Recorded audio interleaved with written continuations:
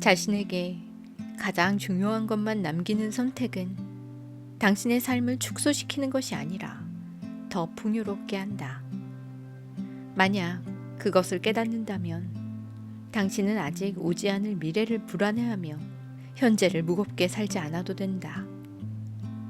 오히려 가벼운 현재의 무게만 짊어지고 미래를 향해 가벼운 발걸음을 내디딜 수 있다.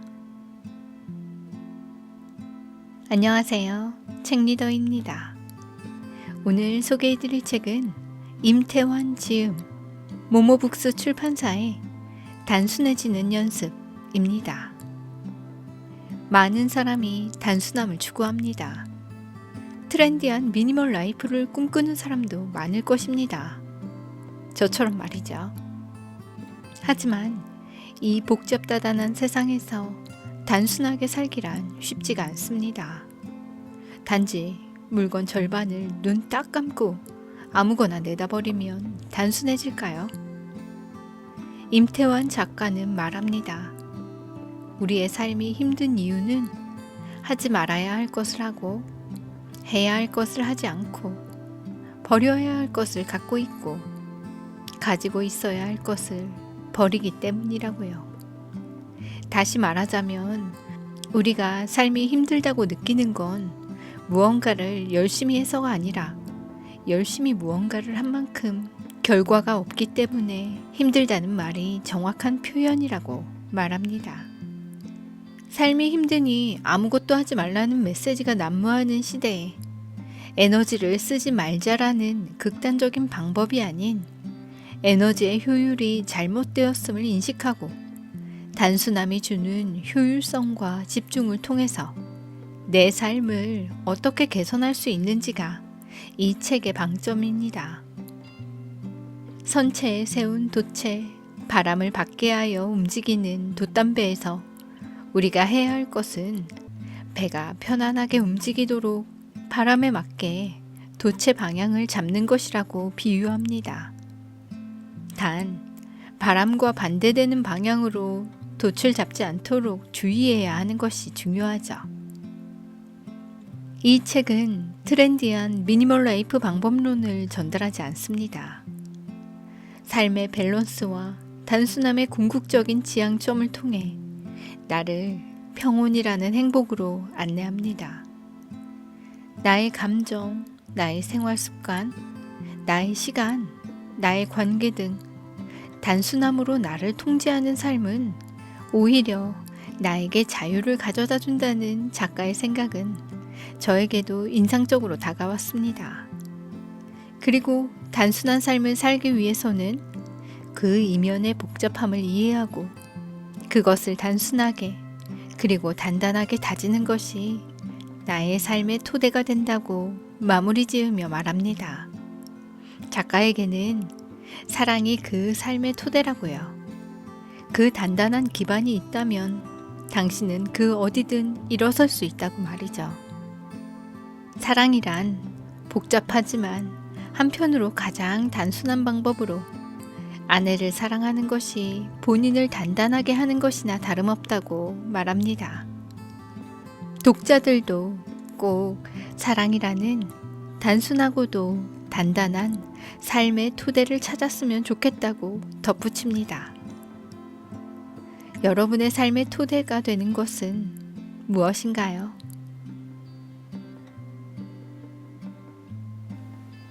단순해지기 위해 복잡함을 이해하다. 당신이 이 책을 보고 있다면 단순해지고 싶기 때문일 것이다. 그 말은 즉, 당신은 지금 매우 위태로운 복잡함 속에서 살고 있다는 뜻이기도 하다. 단순함의 목적은 단순함 그 자체에 있지 않다.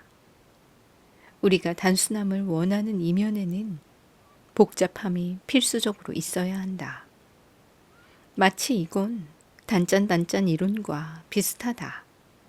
단맛을 느끼기 위해서는 짠맛을 알아야 하고 짠맛을 알기 위해서는 단맛을 알아야 한다. 달콤함이 기능하기 위해서는 짭짤한 맛이 기반해야 한다. 단순함의 대명사인 아이폰을 살펴보자. 아이폰의 기능은 더럽게 복잡한 해적 케이블과 위성으로 한 데이터 통신에 의존한다. 물론 그것들이 아이폰처럼 깔끔하게 되어 있을 리 없다. 우리는 버튼도 없이 한 손에 착 잡히는 아이폰을 통해서 그런 복잡한 구조가 아이폰을 떠받치고 있다고 상상하지도 못하고 사실 알 필요도 없다. 우리가 아이폰을 사용하는 가치는 딱 한 가지다.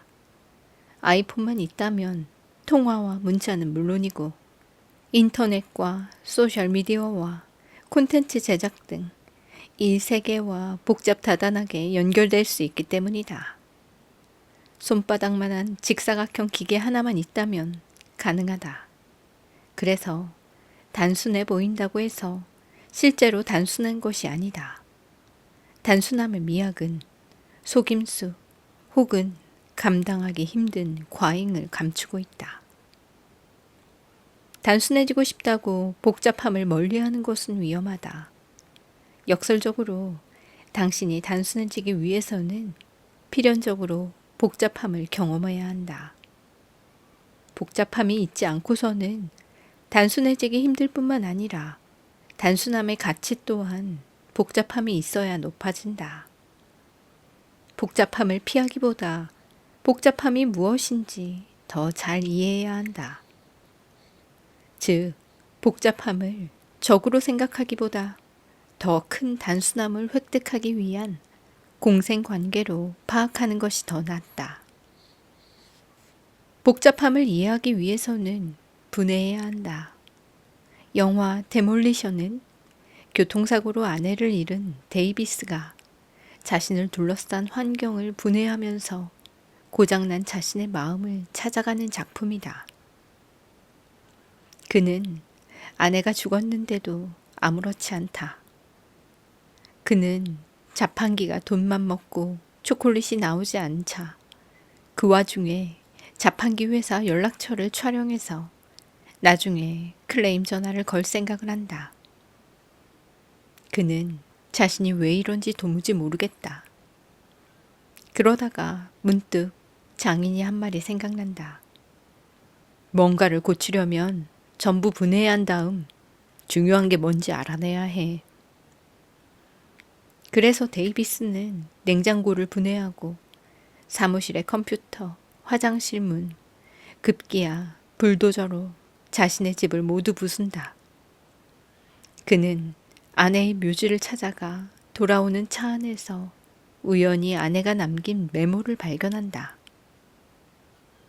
바쁜 척하지 말고 나를 좀 고쳐줘요. 그 메모를 본 데이비스는 그제야 슬픔과 후회의 눈물을 흘린다.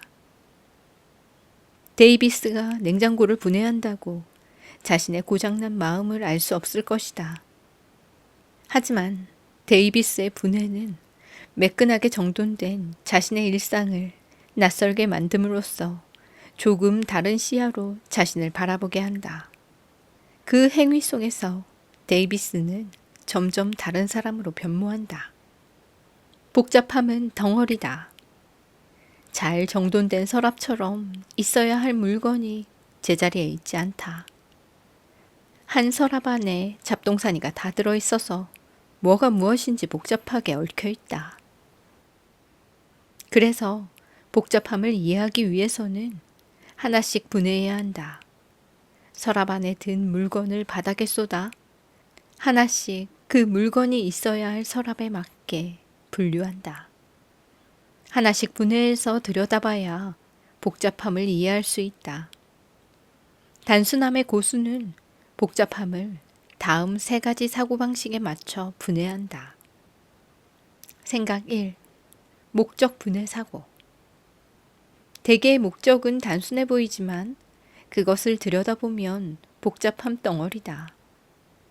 길 가다 보면 바르게 살자라는 문장이 박힌 바위를 자주 본다. 이 문장은 단순하다. 그런데 만약 누군가에게 바르게 산다는 것이 무엇이냐고 물어보면 저마다 대답은 다를 것이고 대답하기도 쉽지 않다. 표현이 단순하다고 그것이 함의하고 있는 게 단순한 것은 아니다. 거기에는 복잡함이 내재해 있다. 그래서 단순함의 고수들은 이 목적을 몇 가지의 목표 형태로 분해한다. 그것이 바로 OKR 사고방식이다. OKR은 Objective and Key Result의 약자다. 목적과 목적을 이루기 위한 목표로 구성하는 사고법이다. 예를 들어 행복하게 살고 싶다는 목적이 있다. 행복하게 살고 싶다는 누구나 살면서 생각하는 단순하지만 복잡하고 어려운 목표다. 이것을 달성하기 위해서는 목적을 다음과 같이 세 가지 목표로 분해해서 생각할 수 있다. 목적, 행복하게 살고 싶다. 목표 1. 건강하자. 2. 경제적 안정을 이루자. 3. 친구와의 관계를 다지자. 행복하기 위해서는 최우선으로 건강해야 한다. 건강하지 않다면 그 어떤 것도 행복하게 할 수 없다. 둘째는 경제적으로 안정되어야 한다. 돈이 없다고 무조건 불행하지는 않지만 기본적인 재정 상황이 보장되어야 행복도 따라온다. 세 번째는 친구와의 관계다. 외로움은 행복의 적이다. 함께 웃고 떠들 수 있는 친구가 있다면 더없이 좋다. 이렇게 목적을 이루기 위한 목표를 순차적으로 분해한다면 복잡한 목표를 이루기 위해서 무엇을 해야 할지 조금 더 잘 이해할 수 있다. 생각 2. 구체화 사고. 구체화 사고는 조금 더 목적을 눈에 보일 수 있도록 실체화하는 것이다. 복잡한 덩어리는 그것이 손에 잡히지 않게 두루뭉술하게 섞여 있기 때문이다. 그렇다면 조금 더 손에 잡히는 형태로 구체적으로 변형시켜야 한다. 예를 들어 행복해지기 위해서는 건강, 경제, 관계라는 세 가지 목표를 정했다. 이 목표를 달성하기 위해서 구체화해 본다면 어떨까? 구체화 1. 1일 1식 루틴 만들자. 2. 월 100만 원 부업하자. 3. 일주일에 3명씩 소통하자. 건강하기 위해서 1일 1식 루틴 만들기라고 하고 경제적 안정을 이루기 위해서 월 100만 원의 추가 부업을 하자. 그리고 친구와 관계를 다지기 위해서는 일주일에 3명씩 연락하는 것으로 구체화했다. 목표를 눈에 보이는 숫자를 통해서 구체화하기 때문에 두루뭉술한 목적이 보다 선명해졌다. 생각 3. 단계별 사고. 복잡한 문제를 한 번에 해결하려고 하면 힘들다. 단계별로 목적을 나누어 실현 가능하도록 프로세스를 만드는 것이 바람직하다. 기간에 따른 단계에 맞춰서 자신의 목표를 분해하는 것이다. 앞에서 구체화한 내용에 따라서 단계별로 분해해보자. 1단계 건강 1일에서 15일은 단백질과 채소 섭취. 경제 1월에서 3월은 콘텐츠 제작. 관계 친구에게 문자로 안부 묻기. 2단계 건강을 위해 16일에서 17일은 탄수화물 섭취. 경제적 안정을 위해 4월에서 5월은 사이트를 제작. 친구와의 관계를 다지기 위해 전화 통화하기. 3단계 18일에서 30일은 단백질 섭취. 경제적 안정을 위해 6월에서 12월은 제품을 판매. 친구와의 관계를 다지기 위해서 시간 잡아서 저녁 먹기. 1일 1식 루틴 만들기는 각 기간을 정하여 단계별로 식단을 구성하여 건강 관리를 하고 월 100만 원 부업은 일정에 따라 부업 준비 목표를 구분한다. 일주일에 3명씩 소통도 단계에 맞춰서 문자와 전화통화, 저녁 식사까지 프로세스를 정립한다. 이 세상은 날로 간편한 기기가 발명되고 생활은 편리한 서비스로 가득한데 왜 이렇게 점점 복잡해지는지 궁금할 때가 있다. 생각하면 답은 간단하다. 그만큼 간편한 서비스가 나왔다는 것은 그 하부 구조에 있는 우리의 생활 방식은 날로 더 복잡해졌다는 뜻이다. 즉, 간편한 서비스가 있어서 세상이 단순해지는 것이 아니라 세상이 복잡해졌기 때문에 단순한 서비스가 요청된 것이다. 그뿐만 아니라 간편한 서비스를 운영하기 위해서 물밑에서 열심히 발을 구르는 노동력의 주체 또한 사실 우리다. 우리는 편리한 서비스를 이용함과 동시에 그것을 유지하기 위해서 피곤하고도 복잡한 삶을 살고 있는 것이다. 복잡해지는 것은 쉬우나 단순해지는 것은 어렵다. 마치 퍼즐을 어지르는 것은 1초면 되지만 조각을 맞추는 것은 1시간이 걸리는 것과 같은 이치다. 그래서 지금의 우리는 단순함이 필요하다. 루틴한 삶의 역설. 나는 어릴 적에 무라카미 하루키처럼 살고 싶었다. 그의 소설과 에세이를 읽으면 그가 무척 자유롭게 살고 있다고 느꼈다. 직장 생활에 얽매이지도 않고 자기가 쓰고 싶은 글을 쓰면서 가고 싶은 외국에서 마음껏 여행도 하는 삶이란 정말 근사하지 않은가? 한마디로 그는 자유라는 나의 워너비 라이프를 살고 있었다. 그러다가 그의 하루 일과를 알게 되면서 뒤통수를 크게 얻어맞은 느낌을 받았다. 그가 장편 소설을 집필하는 시기에 하루 일과를 아래와 같이 설명했다. 장편 소설을 집필하는 시기에는 새벽 4시에 일어나 집필에 집중합니다. 그리고 오후에는 10km 정도를 달리거나 1.5km 정도의 수영을 합니다. 그 후 책을 조금 읽고 음악을 듣기도 하고 밤 9시경 잠자리에 들곤 합니다. 이런 루틴을 변동 없이 일정하게 매일 진행합니다. 하루키의 하루를 보면 이렇게 지루하게 사는 사람이 없다. 매일 새벽 4시에 일어나 글을 쓰고 오후에는 달리기를 하고 밤 9시에 잠자리에 드는 삶이란 어쩌면 매우 무료한 삶이다. 이것이 과연 내가 원하는 자유로운 삶일까 자문한다면 그건 아니라고 답할 수밖에 없었다. 내가 생각했던 자유로운 삶이란 사이클을 벗어난 삶이었다. 학교를 졸업하고 취업하고 결혼하고 육아를 하는 삶은 틀에 박힌 감옥 같은 삶이라고 생각했다. 나는 그러한 사이클을 벗어나고 싶었다. 내가 원하는 방식으로 내 삶을 꾸려나가는 것이었다. 무언가에 종속된 삶이 아니라 그거로부터 해방된 것이 진정한 자유가 아닐까 생각했다. 분명 하루키의 하루하루는 내가 원하는 삶과는 거리가 멀었다. 나는 감옥 같은 삶에서 벗어나길 원했고 하루키는 감옥 같은 생활을 했다. 이 두 가지 방향에서 차이가 있다면 단 하나다. 나는 누군가가 나에게 부과한 감옥으로부터 탈출하길 원했다면 하루키는 스스로 감옥을 만들어 생활했다는 점이다.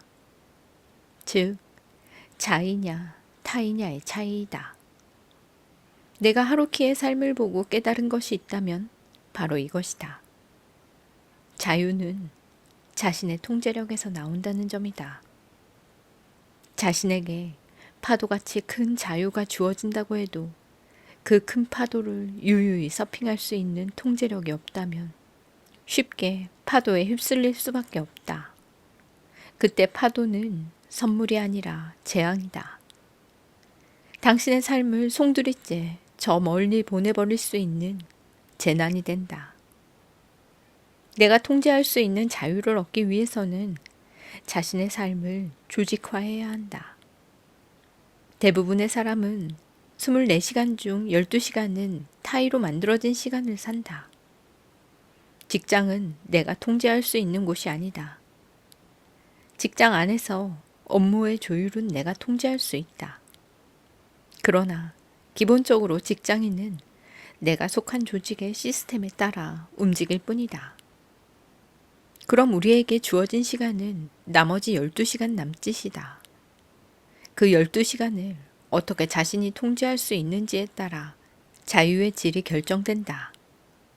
그것은 하루를 어떻게 루틴화를 하는지에 달려있다. 루틴은 에너지를 관리하고 스케줄링을 해준다는 면에서 좋다.